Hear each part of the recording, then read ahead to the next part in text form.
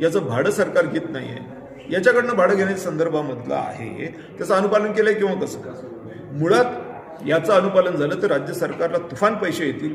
जमीन महसूल हा एवढाच एक निधीचा स्रोत आता उपलब्ध आहे ज्याच्यातून तुम्ही काय वाटेल ते करू शकता. आणि इतर गोष्टी जर आता करत बसलोत आपण, राजकारण म्हणा, हिंदू मुस्लिम म्हणा, काहीतरी पानसटपणाच्या, मी पानसटपणा म्हणतोय, खायला नाही, घरात नाही दाणा आणि मला बाजीराव म्हणा. कशाबद्दल म्हणा तुला बाजीराव?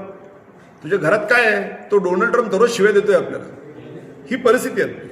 आणि म्हणून त्याच्यावरती उपाय करण्याच्या संबंधातला विषय हा राजकारणाच्याही पलीकडचा आहे. का? कारण का ते असेल तरच राजकारण करणार ना. तुम्ही आमदार बनणार. आज आमदार बनलेत काही लोक, कितीतरी लोक आमदार बनले. ते परवा केणेकर आमदार बनले. विचारा बरं त्यांना आमदार फंड आहे का तुम्हाला? मग आमदार म्हणून तुम्ही नेमकं काय केले? पोलिसचं बॉडीगार्ड घेतलं आणि फिरत राहिले, हारतुरे घेत काहीतरी आमदार झाले. अरे ज्या आमदाराला आमदार फंड नाही, तो ओसाडगावचा पाटील नाही तर काय आहे? जो पालकमंत्री आहे त्याला फंड नाही, तो ओसाडगावचा पाटील नाही तर काय आहे? जो मुख्यमंत्री आहे तो त्याच्या आमदारांना आमदार फंड देऊ शकत नाही, तो ओसाडगावचा पाटील नाही तर काय आहे? जो पंतप्रधान देशाला साधी सुरक्षा ही परमनंट देऊ शकत नाही, तो ओसाडगावचा पाटील नाही तर काय आहे? हे असले ओसाडगावचे पाटील बनण्यासाठी निवडणुका लढवायच्या आपल्याला?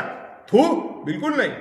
पर्याय नसल्यामुळे निवडणुका आलेल्या आहेत ना. मग त्या निवडणुकांमधून चांगले गेले पाहिजेत लोक.